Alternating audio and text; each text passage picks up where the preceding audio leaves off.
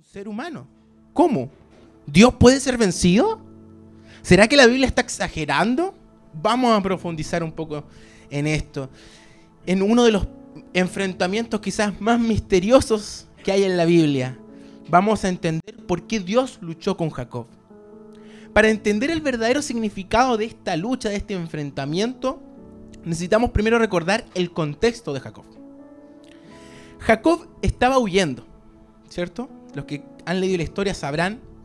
Él estaba huyendo, estaba en un momento de tensión extrema, porque su hermano mayor, ellos eran gemelos, ¿cierto? Pero era el hermano mayor el que tenía la primogenitura, lo estaba persiguiendo. Y no lo estaba persiguiendo en buenos términos, porque de hecho cuando la última vez que se habían visto estos hermanos, su hermano Esaú había jurado matarlo, venganza, porque Jacob le había robado algo muy preciado. Entonces Jacob estaba en este momento donde estaba próximo a encontrarse con este hermano. La Biblia nos dice que este hermano no andaba solo, andaba con un grupo, ¿cierto? De entre familias, sirvientes, ¿cierto? De 400 hombres aproximadamente. Entonces, es como cuando tú estabas en el colegio, no sé si a ustedes les pasó, a mí me pasaba, y alguien tenía problemas con uno y llegaban de otro colegio como con 30 compañeros, con 30 chicos esperándolo afuera. Tú sabías que no venían a hablar en buenos términos. Tú sabías que algo iba a pasar ahí. Imagínate ahora que alguien que juró matarte te está esperando con 400 hombres. Algo de miedo debe haber ahí, ¿cierto? Entonces Jacob estaba ahí, estaba con su familia, dice, con sus 11 hijos, con su familia, su parentela, sus siervos, y estaba pensando, ¿cómo salgo de esta? ¿Cómo voy a darle cara a mi hermano que debe estar esperando vengarse? El mismo hermano al cual engañó, al cual le robó su primogenitura, le robó su bendición, al cual él estafó, y ahora el reencuentro es inevitable, se van a encontrar cara a cara. Entonces, como decíamos, Jacob estaba con miedo. Dice la palabra que él entonces separa a su familia, los lleva a un lugar para él estar solo un momento. Me imagino que empezó a buscar estrategias, cómo lo puedo hacer, cómo puedo huir, cómo puedo zafar de este momento. Porque Jacob era así. Jacob era siempre de buscar la triquiñuela. Era ese de que buscaba la manera de hacerle el quite al problema, de quería alcanzar algo, lo buscaba, ¿cierto? El camino fácil. Lo más probable es que Jacob haya sido medio chileno para sus cosas, ¿cierto? A la chilena, buscando a la chilena. Esta es la manera, a la chilena. Sin estos papeles, con una movita por acá, por allá. Así era Jacob. Se saltaba los permisos, la burocracia. Él quería hacer las cosas a su manera. De hecho, vamos a profundizar más adelante de que incluso el nombre Jacob tenía un poco marcado el carácter de este hombre. Entonces Jacob se separa de su familia, deja a su familia a un lado, los pone quizás más a resguardo, a salvo, y se queda solo. Y aquí nos vamos a encontrar con que Jacob, el mayor enemigo de Jacob no era su hermano Esaú, sino que era él mismo. Eso es lo primero que quiero que aprendamos hoy. El mayor enemigo muchas veces no es el jefe que te hace la vida imposible, no es el colega que te tiene mala, no es tu vecino que constantemente te pone problemas, no es quizás algún familiar con el cual tú tienes diferencias. El peor enemigo que tú tienes eres tú mismo.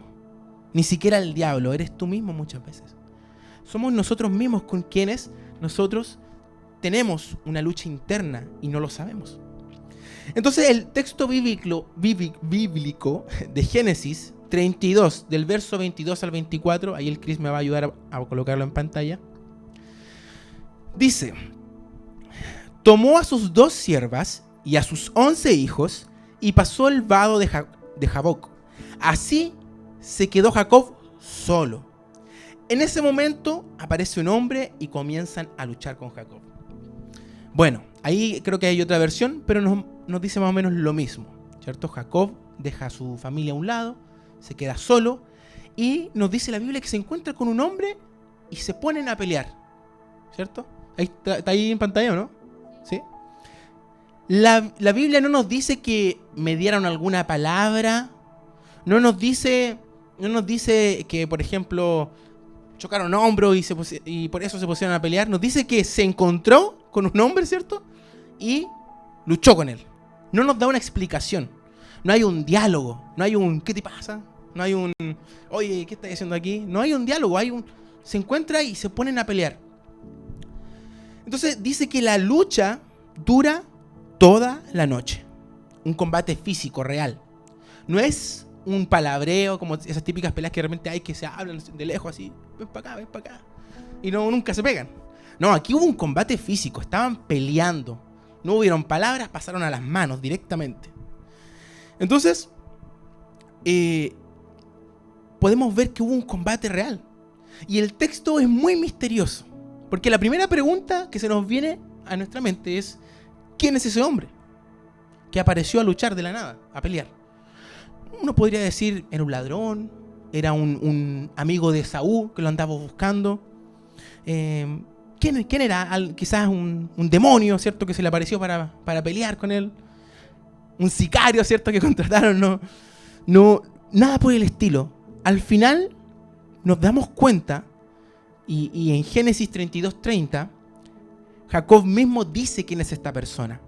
Después de sufrir, después de toda la lucha, Jacob declara lo siguiente: y llamó Jacob el nombre de aquel lugar Peniel, porque dijo, vi a Dios cara a cara y fue librada mi alma. Entonces, ¿quién era este personaje que peleó con Jacob? Nada más y nada menos que Dios. Jacob estaba luchando con Dios. Y a esto es a lo que se le llama una teofanía. En la Biblia hay muchos episodios en los cuales Dios se materializa en forma física y interactúa con los seres humanos. Tenemos esta aparición, tenemos la aparición a Abraham en el desierto, tenemos la zarza ardiendo hablándole a Moisés, tenemos, ¿cierto?, en el monte Sinaí la voz con los truenos. Hay distintas formas en las cuales Dios se manifestaba en la tierra. Eso se le llama teofanía. También está, ayer veíamos la historia de los 3 hombres en el horno de fuego, que apareció también ahí, Dios se manifestó como un hombre. Entonces, Dios se manifestó ahí, de manera palpable. Entonces, en la Biblia esto podía ocurrir.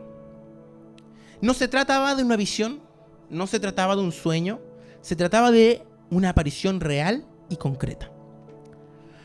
Pero, esperemos un momento. ¿Por qué Dios eligió aparecer como un luchador? ¿Por qué eligió aparecer como un guerrero, como alguien que peleaba? Modo UFC, modo Rocky Balboa.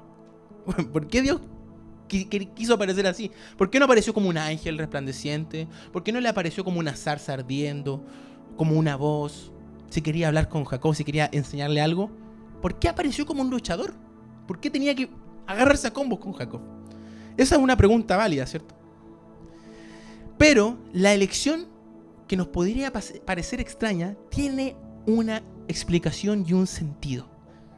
Porque cada vez que Dios se le apareció a un hombre, a una mujer en la Biblia, se le apareció de una manera concreta, que conversa con la realidad de cada persona.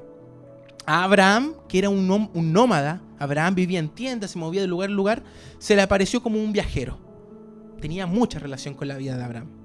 A Moisés, un pastor de ovejas, acostumbrado a ver en el desierto zarzas arder, porque en el desierto eso ocurría comúnmente, las zarzas ardían y se quemaban producto del sol y del calor.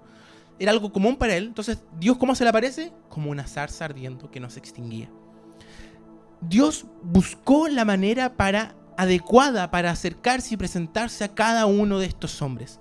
Y en el caso de Jacob, Jacob era un luchador por excelencia. Es más, la Biblia nos dice que desde el vientre Jacob luchó con su hermano. Dice que cuando estaban ahí, ¿cierto?, eran gemelos, como que peleaban el uno con el otro para ver quién salía primero, quién era el mayor. Ya estaban en pugna desde el vientre. Una vez que nacen, Jacob sigue luchando, sigue buscando la manera de ser el hijo primogénito, de robarle la bendición a su hermano Esaú, de ser el primero, de ser el que busca la pillería. De hecho, incluso engaña hasta a su propio padre con tal de lograr esta primogenitura. Luego podemos ver más adelante que Jacob luchó con su suegro también, ¿cierto? Dice que la historia nos cuenta que él trabajó para su suegro para poder casarse con una de sus hijas, y luchó con él en el sentido de que para repartirse el rebaño, el ganado que tenían, También Jacob hizo unas triquiñuelas para quedarse con lo mejorcito siempre para él. Jacob era una persona que siempre luchó en la vida, buscó la manera, enfrentaba los problemas, iba para allá, buscaba la forma siempre de ganar. Le gustaba salir ganando.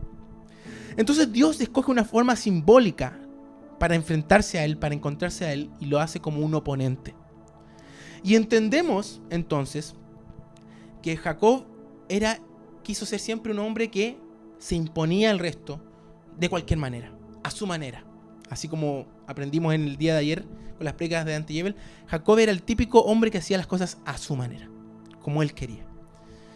Entonces Dios se le aparece como un luchador, porque Jacob solo iba a entender así, en medio de una lucha. Dios no estaba simplemente peleando con él, no quería simplemente pegarle, ¿cierto? Sino que lo que quería Dios era revelar quién era Jacob por dentro. Era una lucha externa que exponía una guerra interna. Y quiero que hoy te preguntes, en las luchas que tú estás viviendo en tu vida personal, que te ha tocado vivir o que te está tocando vivir en este momento, ¿qué es lo que Dios quiere exponer de tu interior? Si estás teniendo problemas con hijos rebeldes, hijos difíciles, problemas matrimoniales, problemas en el trabajo con tu jefe, con tus colegas, si estás tocando atravesar una enfermedad, una crisis económica, esta lucha, ¿qué está tratando de exponer dentro de tu corazón? Quiero que nos hagamos esa pregunta, porque así como hablábamos de los desiertos, en la vida nos toca luchar, nos tocan luchas. Y estas luchas Dios las pone en nuestro camino para revelar algo interno, para revelar algo que hay dentro de nuestro corazón. En el caso de Jacob vamos a ver qué es lo que Dios quiso hacer, qué es lo que quiso revelar y qué es lo que quiso transformar. Eso es lo que Dios quiere hacer, transformar. Entonces, volviendo a Jacob, en su lucha ocurre algo sorprendente. En el capítulo 32, en el verso 25, dice: y cuando el varón vio que no podía con él. O sea, aquí nos preguntamos, ¿acaso Dios no podía vencer a Jacob? La respuesta es, claro que podía vencerlo. Es Dios omnipotente, ¿cierto? Él podía haberlo fulminado, él podría haberlo hecho explotar, podría haber hecho lo que quería. Pero Dios no quería aplastarlo, no quería hacerle daño, Dios quería transformarlo. Entonces lo que entendemos aquí es que es de que Dios se limitó voluntariamente, así como lo hace un padre cuando juega con su hijo. Yo me acuerdo con mi papá jugábamos a la lucha libre en la cama. Y nos hacíamos plancha, 1, 2, y nos hacíamos conteo. Obviamente, él no ocupaba toda su fuerza, ¿cierto? Jugaba conmigo, se dejaba ganar, se dejaba que yo me pusiera encima y le hiciera el conteo. Era una forma, ¿cierto?, en la que jugábamos, en la que nos relacionábamos. De la misma manera, Dios estaba aquí con Jacob. Dios podía... ¿Ah? Hasta 7 nomás. Sí, se dejaba estar así un poquito. Dios hizo lo mismo, limitó su poder, no destruyó a Jacob, no quería matarlo. Él quería ver qué pasaba en medio de esta lucha, en medio de esta pelea. Él fue como un padre con un hijo. El objetivo de Dios no era alcanzar la victoria, era formar una relación. Y el texto continúa y dice que el ángel, al ver que no podía con él, ¿cierto? Creo que está ahí. Dice, tocó en el sitio del encaje de su muslo y lo dislocó, lo descoyuntó, dice una versión. El muslo de Jacob, mientras luchaba, se dislocó. Eso hizo el ángel. O Dios mismo, al ver que no estaba pudiendo, que se le aguantaba a Jacob, que podía, ¿cierto? Que seguía ahí. Es decir, que después de muchas horas de lucha, Dios simplemente le hizo así y se le dislocó el muslo. ¿Qué nos quiere decir esto? Que Dios tenía el poder para haberle hecho así y haberlo matado. Pero la lección era clara. Dios podría haber vencido en cualquier momento, pero ¿por qué no lo hizo? Nuevamente, Dios quería procesarlo en medio de esta lucha. Y aquí nos salta otra pregunta, porque cuando disloca la cadera de Jacob, Dios también podría haberlo sanado inmediatamente y haberle dicho, quedaste como nuevo. Pero ¿qué nos dice el texto bíblico? Nos dice que le dejó una cojera. O sea que Jacob nunca más volvió a caminar erguido y derechito. Jacob tuvo que vivir el resto de su vida cojeando. ¿Por qué Dios hizo eso? Podía simplemente, en vez de pelear, en vez de todo esto, haberle dado una lección a Jacob y haberlo dejado tiquitaca, no haberle dislocado la cadera. Pero Dios tocó precisamente el punto de apoyo de la fuerza de Jacob, ¿cierto? Nuestro hermano Hernán sabrá, ¿cierto? Los boxeadores cuando pegan, hacen como el giro ahí con la cadera, ¿cierto? Se apoyan, ¿cierto? Ahí, hacen toda la fuerza ahí. Si una persona tiene dislocada esta parte de aquí, nunca más va a poder estar estable para poder luchar firme, sin que lo boten al piso, sin que... Una persona que cojea nunca más va a poder salir corriendo, huyendo rápidamente, ¿cierto? Porque va a estar ahí con una discapacidad. Entonces, fue esto una medida estratégica para que Jacob nunca más confiara en sus fuerzas, en su astucia, en su sagacidad, en sus capacidades para poder huir o enfrentar a alguien. Necesitamos entender que esto no fue crueldad, fue misericordia. ¿Misericordia, dirán algunos? Pero como decíamos, Jacob fue una persona que pasó toda su vida confiando en sus propias fuerzas, en sus propias capacidades, en sus propios talentos, creyendo que él podía hacerlo todo, que él maquinaba algo y lo hacía, lo lograba, engañaba a todo el que él quería, vencía a quien quería. Pero Dios le quitó la capacidad de luchar y de escapar humanamente para que solamente pudiera depender de él. Eso fue lo que Dios hizo. Dios hirió a Jacob para salvarlo. Fue un golpe de misericordia, una herida que libera. Fue un toque divino que quebró por fuera, pero sanó por dentro. Dios llevó la lucha hasta el final, hasta el momento de comprometerlo al máximo para poder transformar el corazón de Jacob. Y a veces Dios solo vence nuestra resistencia debilitando aquello que nos mantiene lejos de Él. Hay cosas en nuestra vida que nos mantienen lejos de Él y Dios las debilita. Yo te pregunto, ¿qué es lo que te mantiene lejos de Dios? Quizás es hora que Dios debilite aquello que te mantiene lejos. En el caso de Jacob, ¿qué era? Era su propia fuerza, sus propias capacidades. Eso era lo que lo alejaba de Dios, porque lo hacía creerse autosuficiente. Hay otras personas que ¿qué es lo que los aleja de Dios? El dinero. Entonces Dios va a tener que debilitar esa área financiera. Hay otros que lo que los aleja de Dios es el trabajo. Pasan horas y horas y horas trabajando. Entonces Dios toca esa área del trabajo. Hay otros que pueden ser muchas cosas, ¿cierto? Puede ser la salud, la autosuficiencia, como decíamos, el ego, algún pecado, algún bien material. Cosas que nos alejan de Dios. Y Dios va a debilitarte ahí para que te acerques a Él. Si esto vale para nosotros hoy también. Nosotros también hoy tenemos cosas que nos alejan de Dios. Y Dios va a encontrarse contigo cara a cara y va a tocar esa área de tu vida para que tú vuelvas a encontrarte con Él. Pueden ser tus planes, tus finanzas, tu salud, tus relaciones. No lo va a hacer por enojo, sino para quebrantarnos, para que dejemos de luchar contra Él y finalmente entendamos que le necesitamos. Jacob tenía que entender una cosa, era que él no podía luchar con Dios, él necesitaba la bendición de Dios. A veces lo que parece una tragedia, en realidad es un nuevo comienzo, disfrazado. El dolor que parece un castigo puede ser en realidad gracia, una gracia quirúrgica.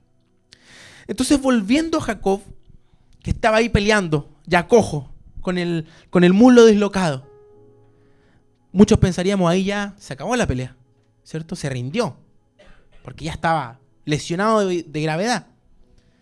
Pero dice la palabra que Jacob no lo suelta.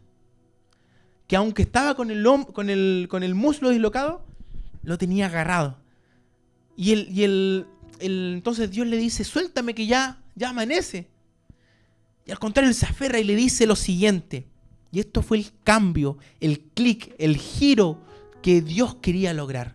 Jacob le dice, no te dejaré ir hasta que tú me bendigas.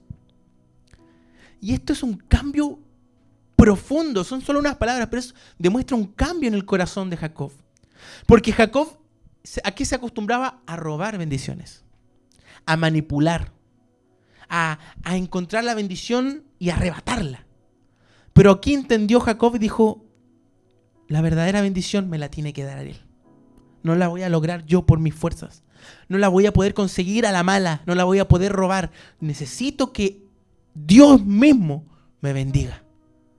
Y eso fue en el fondo decir, ya no lo vencí, ya no puedo seguir luchando. Necesito que Él me bendiga.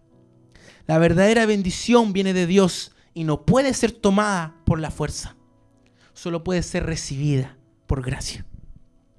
Eso fue lo que entendió Jacob. No es con fuerza, no es con maña, como se dice por ahí, no es con atajos, es con rendición. Con rendición es como se alcanza la gracia, la bendición de Dios. Dios no es como los demás. A Dios no se le puede engañar. A Dios no le podemos jugar cierto chueco. Pero Él es misericordioso. Y cuando Jacob decide por fin sacarse la máscara, dejar a un lado, ¿cierto?, las artimañas, y asume su debilidad, y asume que necesita la bendición, finalmente recibe aquello que siempre buscó. Jacob siempre buscó la bendición. Buscó eso de ser el primero, el primogénito. Él quería ser respetado, ser amado, ser bendecido por su padre. Realmente, genuinamente. Lo hizo por la fuerza, lo hizo con engaños. Por eso no era suficiente para él. Tuvo que ocurrir esto. Tuvo que encontrarse con Dios cara a cara y luchar con Él. Y reconocer su debilidad y darse cuenta que él no podía solo, para darse cuenta que solo Dios puede bendecir al hombre.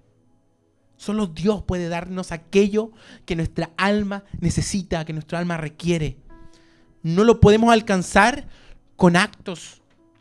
No lo podemos alcanzar por medio de ofrendas, por medio de palabrería barata, diciéndole, oh Señor, bendíceme porque yo te amo, yo te sirvo, te soy fiel. No es así. Dios bendice a aquel que se rinde, se humilla y reconoce su necesidad. Aquel que no es autosuficiente, aquel que no cree podérselas él solo. Aquel que sabe que por más que puede sudar la gota gorda, que más que se parta la espalda trabajando, si Dios no lo bendice, nada vale la pena. Eso es lo que entendió Jacob. Y finalmente ocurre aquello que siempre buscó, que Jacob obtuvo una nueva identidad. Vamos a ver. Que Dios le hace una pregunta a Jacob. No sé si se alcanza a ver ahí. Creo que era el mismo verso. No sé si se alcanza a ver, pero Dios le hace una pregunta a Jacob. Le dice, ¿cuál es tu nombre? Le pregunta. ¿Sí? El 26, bueno, no importa. Dios le hace esta pregunta. ¿Cuál es tu nombre? Le dice a Jacob. Y yo me pregunto, ¿por qué Dios le pregunta su nombre si Dios es omnisciente, lo sabe todo? ¿Por qué le pregunta cuál es tu nombre? Si la palabra dice, ¿cierto?, que Él nos conoce incluso de antes del vientre. Es porque Dios quería escuchar de su propia boca asumir quién era Él. ¿Y por qué? Porque como dijimos en un principio, Jacob tiene un significado. ¿Alguien sabe qué significa Jacob aquí? ¿Alguien sabe? ¿Nadie? Engañador. El nombre Jacob venía cargado de un tremendo significado y en la cultura hebrea los nombres no se ponían al azar. Como quizás en nuestra realidad hoy muchos ponen nombres, me gustó este. Los nombres venían cargados de un significado. Cuando una persona tenía mucha angustia, le ponía a su hija Mara, amargura. O cuando una persona estaba agradecida del regalo de Dios, le ponían a su hijo Mateo, como significa regalo de Dios. O así. O sea, según su contexto y su condición, lo que ocurría, ellos ponían el nombre con un significado. Y el nombre Jacob significa engañador. O el significado más exacto, lo tenía anotado por aquí, usurpador. Y hay otro también que es el que pasa por encima. Ese es el nombre más exacto que encuentran los teólogos para Jacob. El que pasa por encima. O sea, como el que avasalla. el que no le importa, pero para lograr su objetivo, ¡pum!, pasa por encima. Dios quería escuchar de su propia boca que él reconociera: yo soy Jacob, yo soy el engañador, yo soy el que engañó a su suegro, el que engañó a su propio padre, a su hermano, el que ha pasado por encima de todos sin importar con tal de lograr lo que quiere. Ese soy yo. Dios quería que Jacob se quitara la máscara y reconociera quién era. Pero ¿qué hace Dios? Maravillosa y hermosamente, Dios le cambia el nombre. Dios le dice: ya no vas a ser más el engañador, no vas a ser más el que pasa por encima de otros, ya no te va a marcar tu nombre. Entonces, pero lo que primero Dios quería hacer es que Jacob dejara de fingir. Por eso le pregunta el nombre, aunque lo sabía. Le dijo en el fondo: ¿quién eres de verdad? Y por primera vez Jacob dejó de actuar, dejó de manipular, dejó de engañar, no intentó encubrir nada y admitió, dijo: soy Jacob. O sea, dijo: soy el engañador, soy el que pasa por encima. Y esa confesión abre un espacio para la redención. Porque cuando tú asumes quién eres realmente, cuáles son tus problemas, tus defectos, tus debilidades, cuáles son tus luchas internas, cuando tú lo asumes, no lo escondes, lo confiesas y dices: este soy yo, ahí recién hay espacio para la redención. ¿Qué es lo que pasa? Es que muchas veces queremos que Dios nos redima, nos cambie, nos transforme, pero no somos capaces de reconocer quiénes somos realmente, en lo oculto, en lo que nadie ve. Dios quería que Jacob asumiera, que no se excusara, que admitiera quién era por dentro. Y aquí ocurre otro punto de giro importante. El viejo Jacob, el tramposo profesional, muere allí y nace Israel, que ese es el nombre que Dios le coloca, el nombre de una nación nueva, Israel, un nuevo nombre, un nuevo destino, una nueva historia, un nuevo comienzo. El significado más aceptado para Israel es el que lucha con Dios. Dios hoy te pregunta a ti: ¿quién eres tú? ¿Quién eres tú?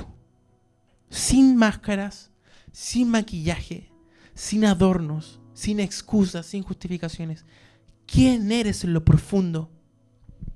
Y hoy tú tienes la oportunidad de sacarte esa máscara y decir: yo soy el mentiroso, yo soy el egocéntrico, yo soy el cobarde, o yo soy el violento, yo soy el que se cree autosuficiente, yo soy el que lucha con las adicciones, yo soy el que no es capaz de controlarse a sí mismo, yo soy esta persona. Y Dios te dirá: ya no serás más eso. Yo te cambio el nombre hoy. Hoy eres hijo amado, hoy eres linaje escogido, hoy eres nación santa, hoy eres siervo fiel, hoy eres amigo de Dios, hoy eres muchas cosas que Dios ha proclamado y ha prometido para tu vida. No más el pecador, no más el que conocían sus familiares o sus amigos con una fama, con mala fama, no más. No más engañadores, no más infieles, no más. El Señor te cambia el nombre, te da una nueva identidad en Él. Porque por mucho tiempo hemos sido definidos por nuestros actos, por nuestro carácter, por nuestra personalidad, por nuestros pecados. Pero Dios dice: ya no más. Si tú eres capaz de reconocerme, eso que ocultas, eso que está ahí, yo te cambiaré el nombre. Si tú dejas de luchar contra mí y aceptas que necesitas mi bendición, yo te cambiaré el nombre. Yo te bendeciré.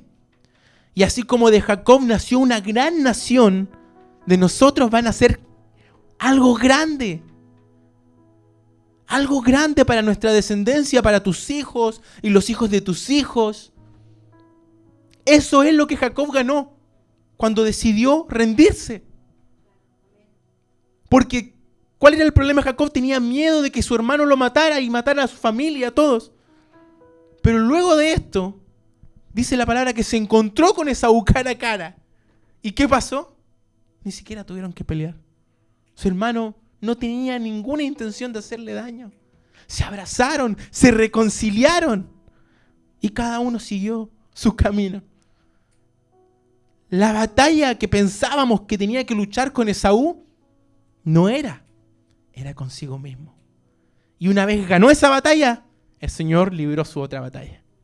El Señor dijo, no vas a caer en las manos de tu hermano.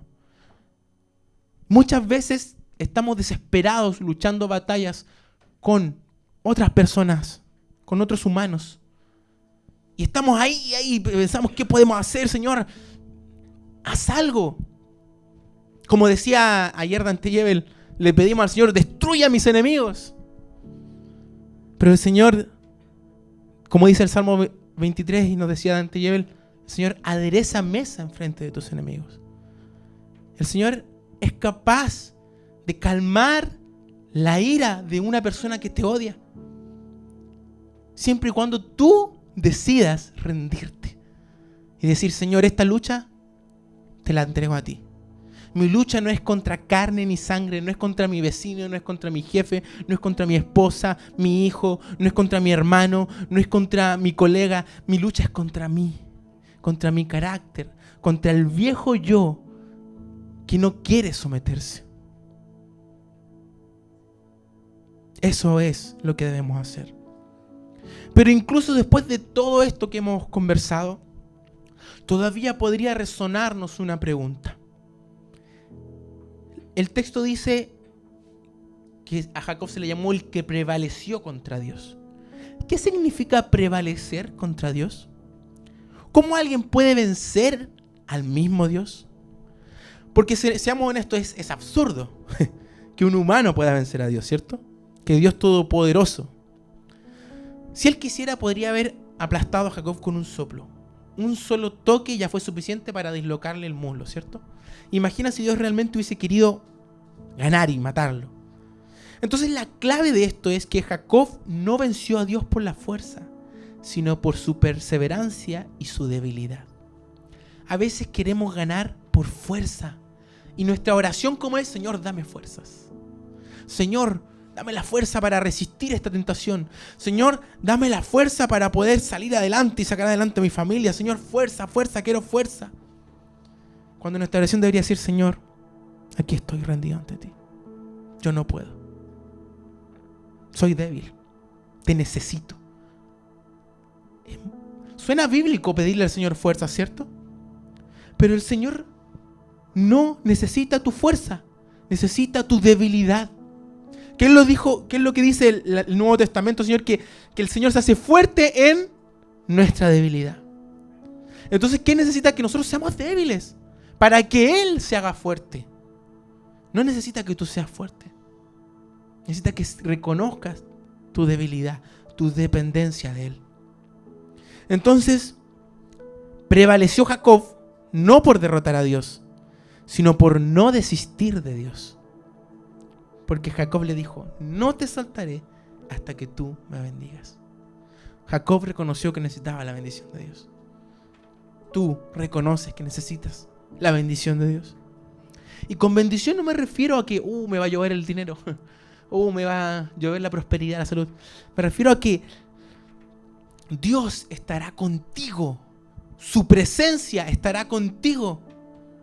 Como conversábamos ayer, Dios no nos aseguró un camino color de rosas. Él dijo, en el mundo tendrán aflicción. ¿Y qué es lo que prometió? Confíen, yo he vencido al mundo. Él prometió su compañía. Él prometió su presencia. Él prometió, dijo, y he aquí yo estaré con vosotros todos los días hasta el fin del mundo. Él prometió que estaría contigo, así como estuvo en el horno con los 3 de Babilonia, así como estuvo con Daniel en el foso de leones, así como estuvo con Jesús en el desierto, así como estuvo con José en la cárcel, así como estuvo con Noé en medio del diluvio, así como estuvo con cada gran hombre de la Biblia. No los dejó solos, pero pasaron por la aflicción, pasaron por la lucha. ¿Y qué es lo que debemos hacer? Si tú estás pasando por la lucha en este momento, o la vas a pasar, tienes que reconocer que lo necesitas a Él. Como dice una canción maravillosa, si tu presencia conmigo no va, yo no voy a ningún lugar. Es la presencia. Eso significa la bendición de Dios. La bendición de Dios significa su presencia estando contigo en cualquier lugar, en cualquier momento, ante cualquier dificultad. Dios promete su presencia contigo. Y si Él está con nosotros, ¿quién contra nosotros? No desistas de Dios. Mientras muchos se rinden cuando Dios parece distante, mientras otros huyen cuando llega el dolor, en medio de la lucha, cuando se les disloca el muslo, lo primero que quieren es huir. Jacob se aferró aún más. Aún cojeando, no lo soltó. Aún con lágrimas, aún sin entender, dijo: bendíceme, no me dejes, bendíceme.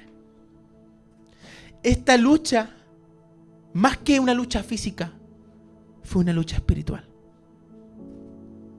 Fue una guerra entre el orgullo y la rendición.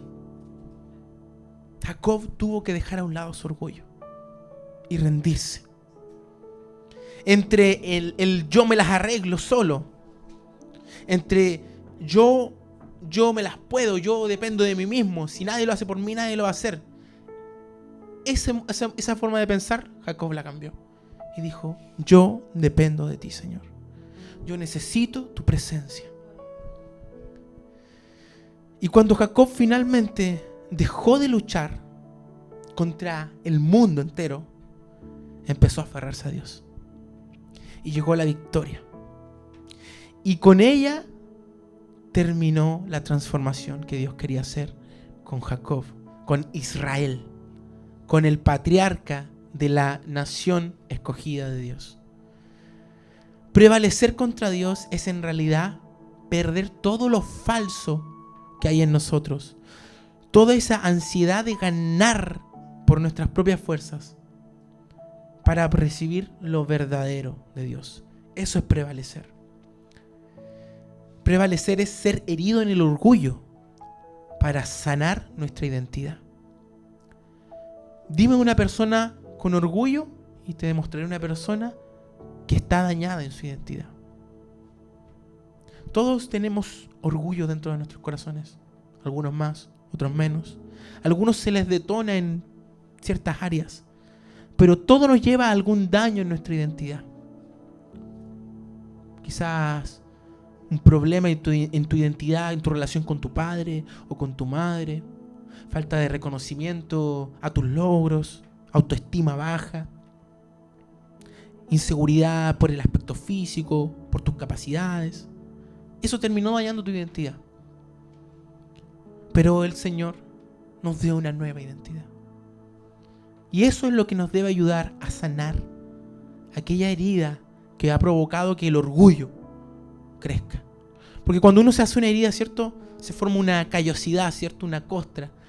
Cuando uno se daña la identidad, esa costra, ese callo, es orgullo. Y se endurece. Por eso de repente andamos así como duros. No, el que quiere va conmigo, el que no quiere no quiere, no. Y estamos ahí con ese orgullo latente, porque producto de alguna herida. Pero hoy el Señor quiere sanar tu identidad, para que ya no haya más orgullo. Jacob fue derrotado y esa fue su mayor victoria. Porque fue allí donde dejó de fingir, dejó de manipular, dejó de huir y aprendió a confiar, a depender y a rendirse. Eso es lo que tenemos que hacer nosotros. Aprender a confiar, aprender a depender de Dios, aprender a rendirnos ante Dios.